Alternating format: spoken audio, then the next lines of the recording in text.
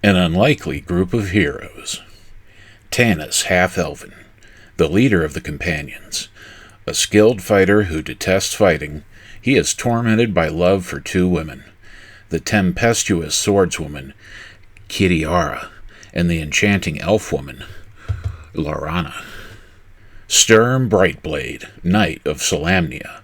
Once revered in the days before the Cataclysm, the knights have since fallen into disgrace. Sturm's goal, more important to him than life itself, is to restore the honor of the knighthood. Goldmoon, chieftain's daughter and the bearer of the blue crystal staff. Her love for a tribal outcast, Riverwind, leads them both on a dangerous quest in search of the truth. Raistlin, Caramon's twin brother and a magic user. Though his health has been shattered, Raistlin possesses great powers beyond his young age, but dark mysteries are concealed behind his strange eyes. Caramon, Raistlin's twin brother, warrior. A genial giant of a man, Caramon is the exact opposite of his twin. Raistlin is the one person he cares for, and the one person he fears. Flint Fireforge, an axeman of the hill dwarves and Tanis's oldest friend. The ancient dwarf regards the others like his children. Tasselhoff Burrfoot, one of the Kender, a race immune to fear. Trouble just seems to follow him wherever he goes. These friends are given the power to save the world, but first they must learn to understand themselves and each other. Dragonlance Chronicles Volume 1, Dragons of Autumn Twilight, by Margaret Weiss and Tracy Hickman. Canticle of the Dragon. Hear the sage as his song descends like heaven's rain or tears, and washes the years, the dust of the many stories, from the high tale of the Dragonlance.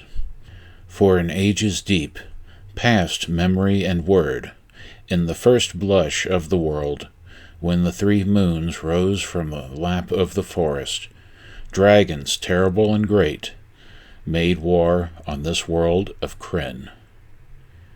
Yet out of the darkness of dragons, out of our cries for light, in the blank face of the black moon soaring, a banked light flared in Solamnia, a knight of truth and power, who called down the gods themselves and forged the mighty Dragonlance, piercing the soul of dragonkind, driving the shade of their wings from the brightening shores of Krynn. Thus Huma, knight of Solamnia, Lightbringer, first lancer, followed his light to the foot of the Caucasus mountains, to the stone feet of the gods, to the crouched silence of their temple. He called down the lance-makers. He took on their unspeakable power to crush the unspeakable evil, to thrust the coiling darkness back down the tunnel of the dragon's throat. Paladine, the great god of good, shone at the side of Huma, strengthening the lance of his strong right arm, and Huma, ablaze in 1,000 moons, banished the Queen of Darkness, banished the swarm of her shrieking host back to the senseless kingdom of death, where their curses swooped upon nothing, and nothing deep below the brightening land. Thus ended in thunder the age of dreams, and began the age of might, when Istar, kingdom of light and truth, arose in the east, where minarets of white and gold spired to the sun and to the sun's glory, announcing the passing of evil, and Istar, who mothered and cradled the long summers of good, shone like a meteor in the white skies of the just. Yet in the fullness of sunlight the king-priest of Istar saw shadows. At night he saw the trees as things with daggers, the streams blackened and thickened under the silent moon.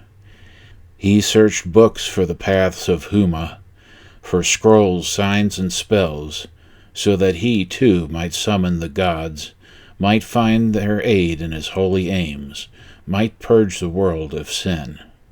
Then came the time of dark and death, as the gods turned from the world. A mountain of fire crashed like a comet through Istar. The city split like a skull in the flames. Mountains burst from once fertile valleys. Seas poured into the graves of mountains. The deserts sighed on abandoned floors of the seas. The highways of Kryn erupted and became the paths of the dead.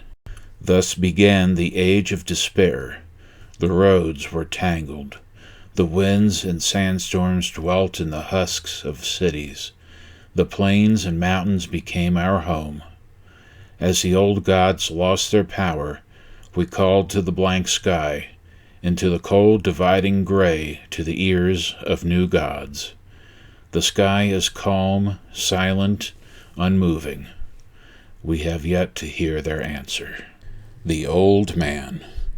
Tika Whalen straightened her back with a sigh, flexing her shoulders to ease her cramped muscles. She tossed the soapy bar rag into the water pail and glanced around the empty room. It was getting harder to keep up the old inn. There was a lot of love rubbed into the warm finish of the wood, but even love and tallow couldn't hide the cracks and splits in the well-used tables or prevent a customer from sitting on an occasional splinter. The inn of the last home was not fancy, not like some she'd heard about in Haven. It was comfortable. The living tree in which it was built wrapped its ancient arms around it lovingly, while the walls and fixtures were crafted around the boughs of the tree with such care as to make it impossible to tell where nature's work left off and man's began. The bar seemed to ebb and flow like a polished wave around the living wood that supported it. The stained glass in the window panes cast welcoming flashes of vibrant color across the room. Shadows were dwindling as noon approached. The inn of the last home would soon be open for business. Tika looked around and smiled in satisfaction. The tables were clean and polished. All she had left to do was sweep the floor. She began to shove aside the heavy wooden benches as Odic emerged from the kitchen, enveloped in fragrant steam. "Should be another brisk day for both the weather and business," he said, squeezing his stout body behind the bar. He began to set out mugs, whistling cheerfully. "I like the business cooler and the weather warmer," said Tika, tugging at a bench. "I walked my feet off yesterday and got little thanks and less tips. Such a gloomy crowd. Everybody nervous, jumping at every sound. I dropped a mug last night, and I swear Retark drew his sword." "Pah," Odic snorted. "Retark's a solace-seeker guard. They're always nervous. You would be too if you had to work for Hederick, that "Watch it," Tika warned. Odic shrugged. "Unless the High Theocrat can fly now, he won't be listening to us. I'd hear his boots on the stairs before he could hear me." But Tika noticed he lowered his voice as he continued. "The residents of Solace won't put up with much more, mark my words. People disappearing, being dragged off to who knows where. It's a sad time." He shook his head. Then he brightened. "But it's good for business." "Until he closes us down," Tika said gloomily. She grabbed the broom and began sweeping briskly. "Even theocrats need to fill their bellies and wash the fire and brimstone from their throats," Odic chuckled. "It must be thirsty work, haranguing people about the new gods day in and day out. He's in here every night." Tika stopped her sweeping and leaned against the bar. "Odic," she said seriously, her voice subdued. "There's other talk, too. Talk of war. Armies massing in the north. And there are these strange hood men in town, hanging around with the High Theocrat, asking questions." Odic looked at the 19-year-old girl fondly, reached out and patted her cheek. He'd been father to her, ever since her own had vanished so mysteriously. He tweaked her red curls. "War. Pooh," he sniffed. "There's been talk of war ever since the Cataclysm. It's just talk, girl. Maybe the Theocrat makes it up just to keep the people in line." "I don't know," Tika frowned. The door opened. Both Tika and Odic started in alarm and turned to the door. They had not heard footsteps on the stairs, and that was uncanny. The inn of the last home was built high in the branches of a mighty valenwood tree, as was every other building in Solace, with the exception of the blacksmith shop. The townspeople had decided to take to the trees during the terror and chaos following the cataclysm. And thus Solace became a tree town, one of the few truly beautiful wonders left on Krynn. Sturdy wooden bridge walks connected the houses and businesses perched high above the ground, where 500 people went about their daily lives. The inn of the last home was the largest building in Solace, and stood 40 feet off the ground. Stairs ran around the ancient Valenwood's gnarled trunk. As Odic had said, any visitor to the inn would be heard approaching, long before he was seen. But neither Tika nor Odic had heard the old man. He stood in the doorway leaning on a worn oak staff and peered around the inn. The tattered hood of his plain gray robe was drawn over his head, its shadow obscuring the features of his face except for his hawkish, shining eyes. "Can I help you, old one?" Tika asked the stranger, exchanging worried glances with Odic. Was this man a seeker spy? The old man blinked. "You open?" "Well," Tika hesitated. "Certainly," Odic said, smiling broadly. "Come in, Greybeard. Tika, find our guest a chair. He must be tired after that long climb." "Climb?" Scratching his head, the old man glanced around the porch and looked down to the ground below. "Oh yes, climb. A great many stairs." He hobbled inside, then made a playful swipe at Tika with his staff. "Get along with your work, girl. I'm capable of finding my own chair." Tika shrugged, reached for her broom, and began sweeping, keeping her eyes on the old man. He stood in the center of the inn, peering around as though confirming the location and position of each table and chair in the room. The common room was large and bean-shaped, wrapping around the trunk of the Valenwood. The tree's smaller limbs supported the floor and ceiling. He looked with particular interest at the fireplace, which stood about 3/4 of the way back into the room.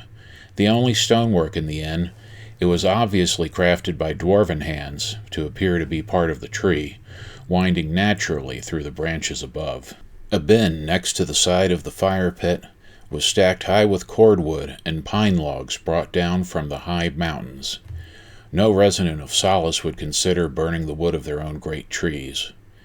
There was a back route out the kitchen. It was a 40-foot drop, but a few of Odic's customers found this setup very convenient. So did the old man. He muttered satisfied comments to himself as his eyes went from one area to another. Then, to Tika's astonishment, he suddenly dropped his staff, hitched up the sleeves of his robes, and began rearranging the furniture. Tika stopped sweeping and leaned on her broom. "What are you doing? That table's always been there." A long, narrow table stood in the center of the common room. The old man dragged it across the floor and shoved it up against the trunk of the huge Valenwood, right across from the fire pit, then stepped back to admire his work. "There," he grunted. "Supposed to be closer to the fire pit. Now bring over 2 more chairs. Need 6 around here." Tika turned to Odic. He seemed about to protest, but at that moment there was a flaring light from the kitchen. A scream from the cook indicated that the grease had caught fire again. Odic hurried toward the swinging doors. "He's harmless," he puffed as he passed Tika. "Let him do what he wants, within reason. Maybe he's throwing a party." Tika sighed and took 2 chairs over to the old man as requested. She set them where he indicated. "Now," the old man said, glancing around sharply, "bring 2 more chairs, comfortable ones. Mind you, over here. Put them next to the fire pit in this shadowy corner." "'Tisn't shadowy," Tika protested. "It's sitting in full sunlight." "Ah," the old man's eyes narrowed. "But it will be shadowy tonight, won't it? When the fire's lit." I suppose so," Tika faltered. "Bring the chairs. That's a good girl. And I want one right here." The old man gestured at a spot in front of the fire pit. "For me." "Are you giving a party, old one?" Tika asked as she carried over the most comfortable, well-worn chair in the inn. "A party?" The thought seemed to strike the old man as funny. He chuckled. "Yes, girl, it will be a party such as the world of Krynn has not seen since before the Cataclysm. Be ready, Tika Whalen. Be ready." He patted her shoulder, tousled her hair, then turned and lowered himself, bones creaking, into the chair. "A mug of ale," he ordered. Tika went to pour the ale. It wasn't until she had brought the old man his drink and gone back to her sweeping that she stopped, wondering how he knew her name. Read for The Akashic Record by Carter Epperly.